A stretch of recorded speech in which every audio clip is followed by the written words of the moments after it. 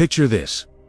Day 4 of the blackout. Your fridge is now a 75-degree bacteria incubator, and the sour milk stench is sneaking under the door like a warning you can't ignore. You open it anyway, because you're hungry and desperate. And that's exactly when most people poison themselves without firing a single shot. See, everybody thinks the big threat after the grid dies is starvation. Wrong. The very first killer is food that rots faster than you ever imagined, and 99% of preppers get the order completely backward. They guard their rice and beans with their life, while the stuff that's already growing botulinum and listeria right under their nose. Today, I am handing you the brutal countdown of the 11 foods that will turn from asset to death sentence. The quickest when the power flash, and more importantly, exactly how to stop them from taking you out. Starting with the undisputed champion of silent killers, anything in your freezer that weighs more than 5 pounds. The turkey you bought on sale, the family-size lasagna, the Costco bag of chicken breasts.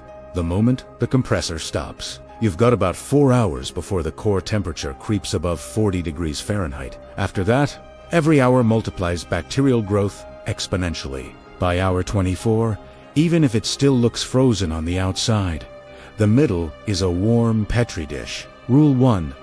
If it's bigger than a softball and it thaws, it's trash. Don't cook it real good, and it'll be fine. That's how you meet norovirus in person. Number 2 on the hit list.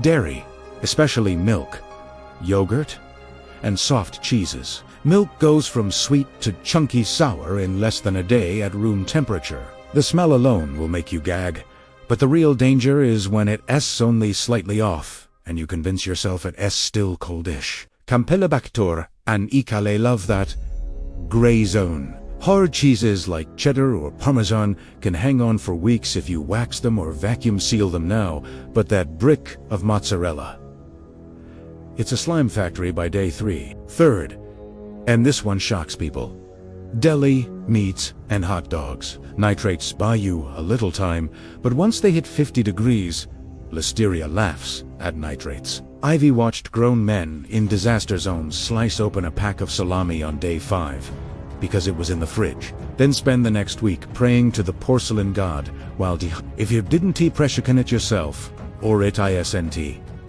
Cured and dried to jerky consistency, treated like raw meat the second the power dies. Fourth, eggs. Fresh, unwashed farm eggs with the bloom still on can last a month at room temp.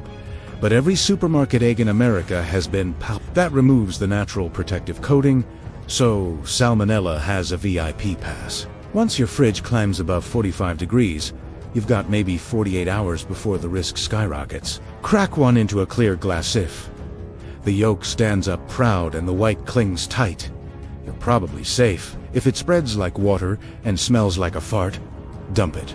Fifth, cooked rice, pasta, and potatoes. The invisible assassin. Bacillus cereus spores survive boiling, then explode in population once the food cools below 135 degrees. Reheated just this once fried rice has put more people in the ER than half conscious than almost any other single food in disaster zones. If it has been cooked and then sat between 40 and 140 degrees for more than 2 hours total, it's biologically a weapon. Sixth, anything with mayonnaise that isn't shelved. Potato salad, tuna salad, deviled eggs at the church picnic that sat out for 3 hours. Same math applies. Commercial mayo is acidic enough to slow growth for a few hours, but homemade or natural versions with less acid turn toxic fast. When in doubt, throw it out. Seventh, raw chicken, pork, and ground beef. Obvious to some, but you'd be amazed how many people think it has only been 2 days, and it still smells okay. Trichinella, salmonella, and toxoplasma don't care about your nose. If it's not frozen, solid, or pressure canned, cook it immediately or lose it. Ground meat spoils faster than whole cuts because oxygen hits every tiny surface.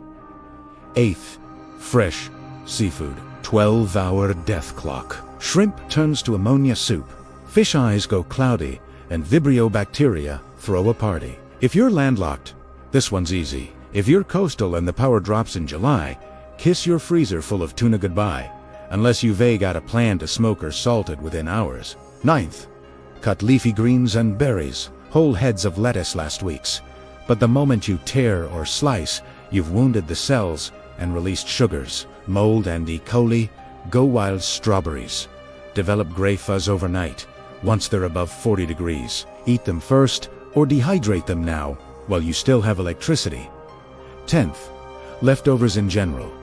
That casserole you were proud of, it's a ticking bomb after 4 hours and the clock keeps running every time you open the fridge door, trying to save power. The temperature spike from one curious peak can shave days off safe storage. Life, 11th, and this one enrages the "it is a waste to throw out food" crowd. Condiments with dairy or egg, like ranch dressing, Caesar, or tartar sauce. Once they separate and smell like gym socks, they're breeding salmonella faster than you can blink. So how do you beat the countdown? First, know your danger zone's called 42. 140 degrees Fahrenheit is where bacteria double every 20 minutes. Second, reorganize your fridge right now.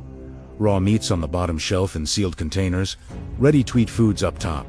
Never pack it tighter, has to circulate. Third, invest in fridge and freezer alarm thermometers that beep when they climb above safe temps. Fourth, have a sacrifice cooler plan.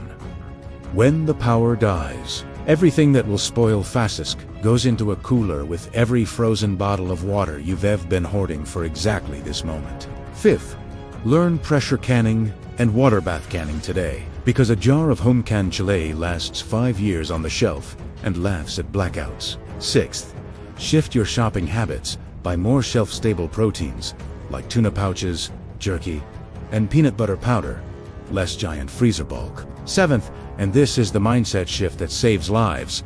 When the grid dies, abundance becomes danger. The less perishable stuff you have to defend, the safer you are. Because here, as the dark truth, nobody wants to say out loud, in the first 2 weeks of a prolonged blackout, more people will die from food poisoning than from violence or starvation combined. Your body can run on half rations for months, but one mouthful of bad chicken and you're done in 48 hours.